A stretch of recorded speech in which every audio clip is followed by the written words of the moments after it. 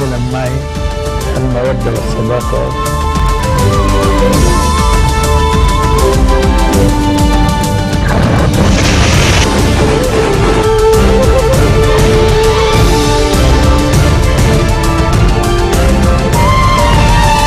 Nouvelle édition de la rédaction, merci d'être au rendez-vous. À la une de l'actualité, Saad Hariri présente ses condoléances au chef des forces libanaises pour le décès de sa mère. Dans une brève déclaration, le Premier ministre a assuré que son équipe œuvrait en faveur de l'adoption d'une nouvelle loi électorale.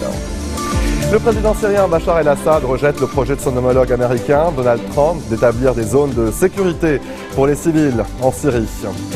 Et en France, 4 personnes ont été arrêtées à Montpellier, dans le sud du pays. Ils projetaient de commettre un attentat à Paris visant un site touristique. Bienvenue à vous tous. Le Premier ministre Saad Hariri a présenté ce matin ses condoléances au chef des forces libanaises Samir Jarja pour le décès de sa mère. Dans une brève déclaration à la presse, le chef du gouvernement a indiqué que son cabinet œuvrait en faveur de l'adoption d'une nouvelle loi électorale dans les plus brefs délais. La loi en vigueur, dite de 1960, est basée sur la majoritaire plurinominale. Elle est critiquée par la majorité de la classe politique, à l'exception du leader druze, Walid Jumblat, qui est en faveur d'une version amendée de cette formule. L'ancien Premier ministre libanais Najib Mikati, à son côté, s'est dit donc en faveur d'un scrutin basé sur la proportionnelle. Lors d'une conférence de presse, il a souhaité que la nouvelle loi électorale puisse transformer le pouvoir et soit basée sur l'accord de Taïf. Selon Mikati, la proportionnelle permettrait à tous, à tous les partis politiques du pays de participer à la vie politique et donnerait aux minorités le droit d'être représentées au Parlement.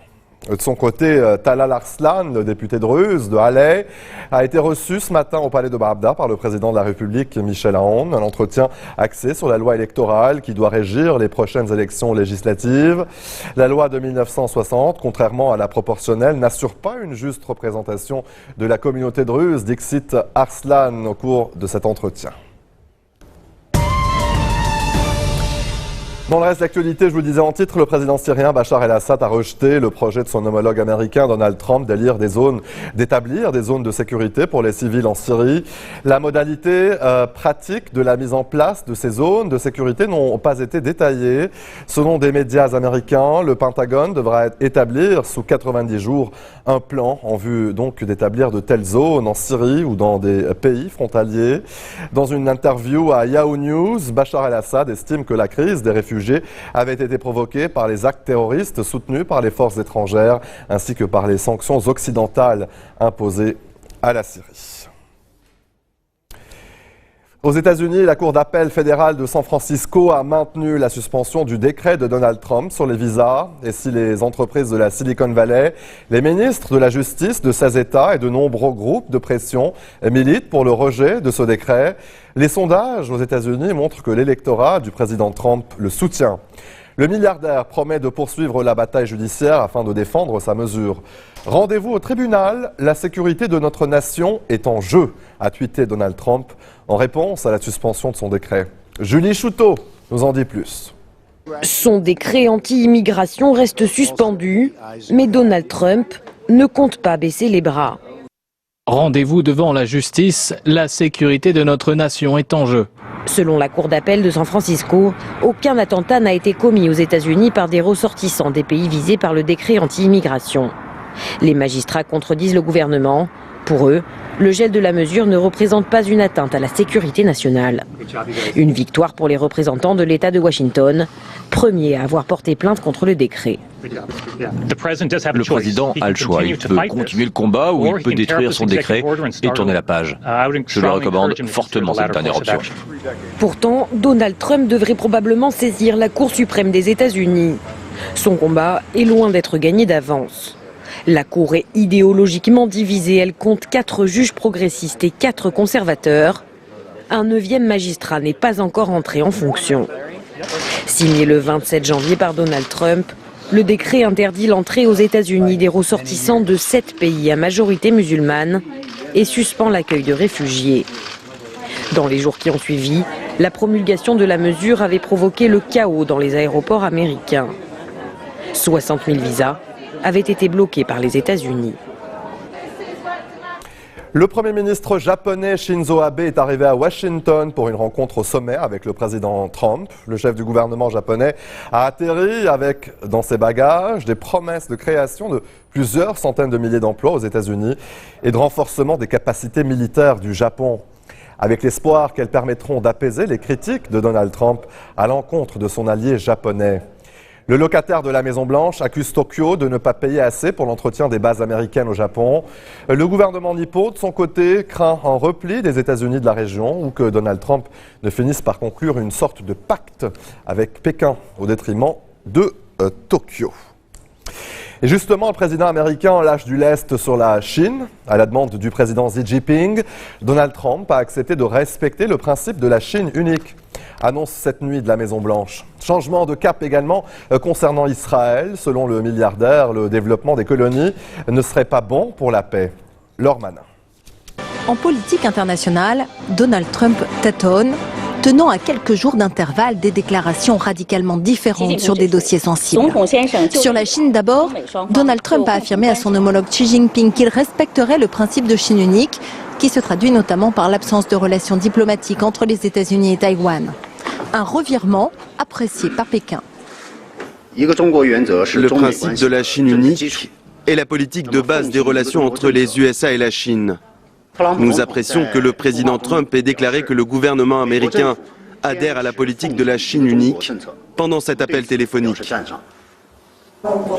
Le 2 décembre dernier, Donald Trump s'était vanté sur Twitter d'avoir reçu un appel de félicitations pour son élection de la part de la présidente taïwanaise Tsai Ing-wen, rompant avec une pratique en vigueur depuis 1979 à Washington. Autre dossier critique, celui des colonies israéliennes. Dans un entretien à Israël Hayom, Donald Trump affirme « Les terres restantes sont limitées et il en reste moins à chaque fois qu'on prend des terres pour les colonies. Je ne suis pas quelqu'un qui pense que le développement des colonies soit bon pour la paix. » Une déclaration qui tranche avec son absence de prise de position claire sur la question depuis son investiture. Le gouvernement israélien y avait vu un soutien tacite à la création de nouvelles colonies et avait annoncé la construction de 6 000 nouveaux logements en Cisjordanie et à Jérusalem-Est. Le 38e anniversaire de la victoire de la révolution islamique a été l'occasion de nombreuses manifestations à travers le pays pour dénoncer les menaces de Donald Trump. À Téhéran, ils étaient des centaines de milliers, peut-être même plus, à converger vers la place Azadi. Du haut de la tribune, le président Rouhani a mis en garde son homologue américain. Il faut parler au peuple iranien avec respect. Et Tanadji nous en dit plus. Les rues de Téhéran noires de monde pour les célébrations du 38e anniversaire de la révolution islamique. Ils sont des centaines de milliers d'Iraniens à avoir investi la place Azadi au cri de mort à l'Amérique et vive l'ayatollah Ali Khamenei.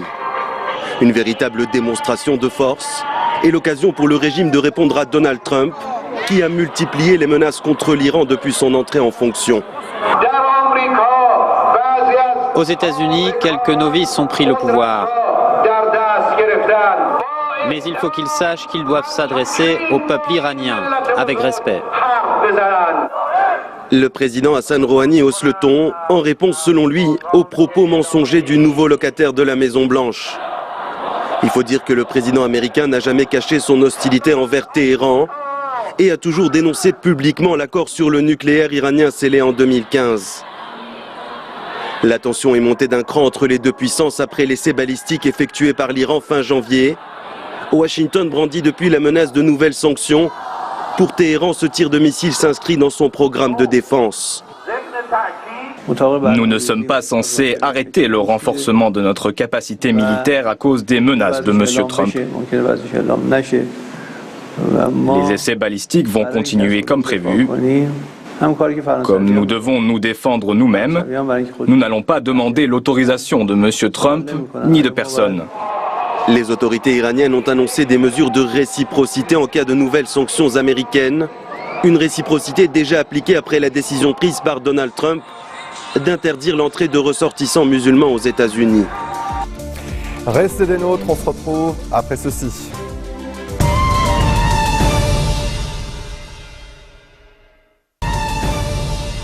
Retour sur le plateau de l'info. En France, 4 personnes ont été arrêtées à Montpellier, c'est dans le sud du pays. Il s'agit de 3 hommes et d'une jeune fille de 16 ans qui projetait de commettre un attentat à Paris visant un site touristique. Quelques dizaines de grammes d'un explosif très puissant ont été retrouvés au domicile de l'un des suspects. Les 4 personnes interpellées sont en garde à vue depuis 6 heures ce matin dans ce commissariat central de Montpellier. Ils ont été arrêtés à Clapier, une commune située au nord-est de Montpellier. C'est dans cette résidence que les policiers ont interpellé 2 des suspects. Il s'agit d'un couple. Une jeune fille de 16 ans, signalée aux autorités par sa famille pour radicalisation. Elle avait fait part de son souhait de partir en Syrie ou de commettre un attentat en France. Avec elle, son compagnon, âgé de 20 ans, lui aurait déjà été arrêté en Turquie fin 2015, puis renvoyé en France. Lors de la perquisition, les enquêteurs ont trouvé du TATP dans la salle de bain, un puissant explosif utilisé par les djihadistes, ainsi que d'autres produits chimiques. Des proches du couple ont également été interpellés dans l'Hérault, 2 hommes, eux aussi connus des services de police pour leur radicalisation. Parallèlement, à l'autre bout de la France, une perquisition a eu lieu dans le département des Ardennes, au domicile d'un parent des jeunes interpellés. Une opération en lien avec ces arrestations de Montpellier. Et selon le Premier ministre français Bernard Cazeneuve, la France fait face à une menace terroriste extrêmement élevée. On l'écoute. Nous sommes face à un niveau de menace terroriste extrêmement élevé qui nous oblige à chaque instant à prendre toutes les précautions pour assurer la protection de nos concitoyens, ce qui signifie pour les forces de sécurité intérieure et notamment pour les services de renseignement une activité extrêmement intense qui nous a conduit notamment depuis le début de l'année 2016 à procéder à plusieurs centaines d'interpellations d'individus qui ont été pour la plupart d'entre eux judiciarisés. Face à cette menace élevée, il y a une mobilisation extrêmement forte de nos services de renseignement pour assurer un niveau très élevé lui aussi de protection des Français. C'est ce qui explique ces interpellations. Le carnaval de Nice 2017, sous le signe de la sécurité, c'est l'événement phare de la Côte d'Azur en hiver. Un des plus grands carnavals du monde qui propose un programme de spectacles inoubliables. Il se déroulera du 11 au 25 février et accueille plus de 1000 musiciens et danseurs venus des 4 coins du monde. Dans le hangar, les carnavaliers mettent la dernière main aux 17 chars, sous l'œil attentif d'un Donald Trump en carton-pâte. Cette 133e édition s'annonce particulière. Elle devra combiner la fête et la sécurité de tous. Même les enfants qui montent sur les chars ont des bracelets pour se faire reconnaître, identifier et tout. Donc on est vraiment dans la sécurité au maximum, ce qui est bien, parce qu'on espère que le monde va venir un maximum. Toute la manifestation a été repensée. Les chars ne passeront pas sur la promenade des Anglais, mais autour de la place Masséna et de la Coulée Verte. Un périmètre complètement fermé et protégé par des barrières. Des portiques de sécurité permettront de scanner le million de visiteurs attendus sur les 15 jours. Et pour que la fête soit sereine, pas de déguisement belliqueux ni armes factices. Cette année, on interdit également les bombes à serpentins qui sont innomiques avec justement ce dispositif de sécurité, puisqu'un spray, un aérosol en métal peut être aussi un contenant pour autre chose. D'importants renforts de police, de gendarmerie et de militaires de l'opération Sentinelle sont aussi mobilisés, ainsi que des moyens technologiques de surveillance. C'est normal, vu la situation. Après, il faut que la fête soit quand même belle. C'est plus tellement un carnaval, hein, si on se retrouve tous confinés dans un espace. Je pense que ça rassure certainement une grande partie de la population, mais je pense que c'est dommage, quoi. Insensible à l'agitation des humains, le carnaval Roi de l'énergie a fait sa première sortie. Il est prêt à rayonner dans un événement ultra sécurisé. Restons à Nice, où le tribunal correctionnel a rendu son verdict dans l'affaire Cédric Héroux, un agriculteur poursuivi pour avoir aidé des migrants érythréens dans la vallée de la Roya, près de la frontière franco-italienne. Il a été condamné ce vendredi matin à 3 000 € d'amende avec sursis. Les explications de Vanessa Abba. Condamné à 3 000 € d'amende avec sursis, Cédric Héroux est enfin fixé sur son sort. Il comparaissait devant la justice pour ce que beaucoup qualifient de délit de solidarité. pour avoir facilité l'entrée sur le territoire national, la circulation et la présence irrégulière de 200 étrangers dépourvus de titre de séjour. La justice lui reproche aussi d'avoir occupé un bâtiment illégalement pour y loger 57 migrants. À l'origine, le parquet avait requis 8 mois de prison avec sursis. Moi, je me suis mis dans l'illégalité parce que ces gens-là nous poussent à nous mettre dans l'illégalité. Parce que pour protéger le droit de ces enfants que j'ai fait passer, de ces familles que j'ai fait passer, j'ai dû me mettre dans l'illégalité. Et si je dois continuer, je continuerai. Cédric Héroux est agriculteur dans la vallée de la Roya, une zone montagneuse située entre l'Italie et la France. Ici, des centaines de migrants qui tentent de rejoindre le nord de l'Europe se retrouvent coincés.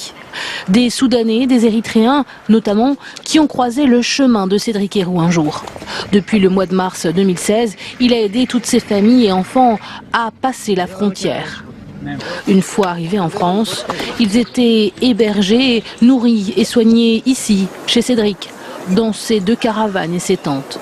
Cédric raconte comment la police est venue déloger tous ces migrants. La police est venue là avec des armes à la main, des pistolets à la main. Ils sont rentrés dans la caravane, ils ont tiré les gamins par terre, ils ont reconduit en Italie en laissant les affaires des enfants, quoi.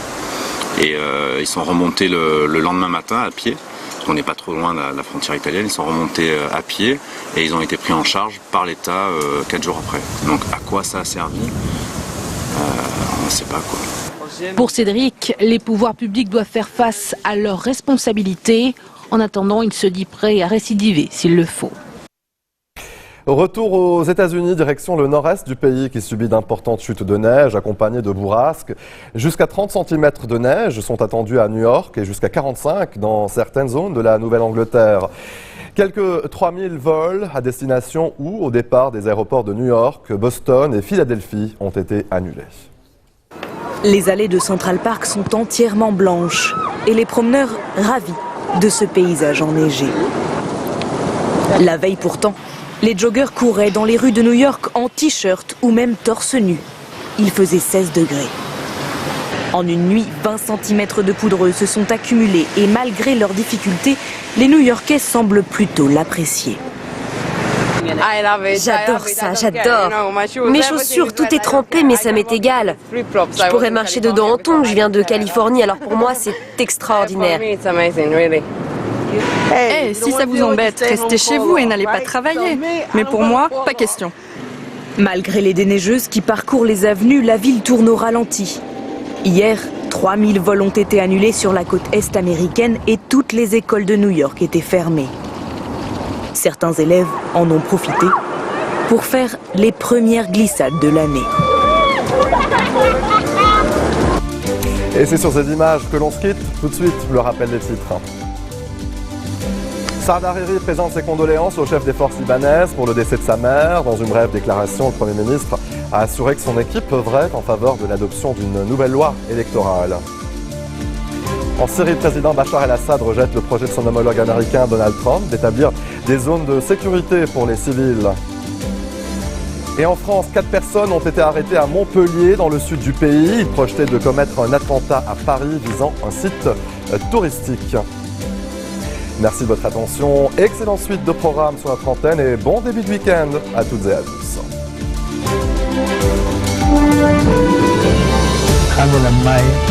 المودة والصداقة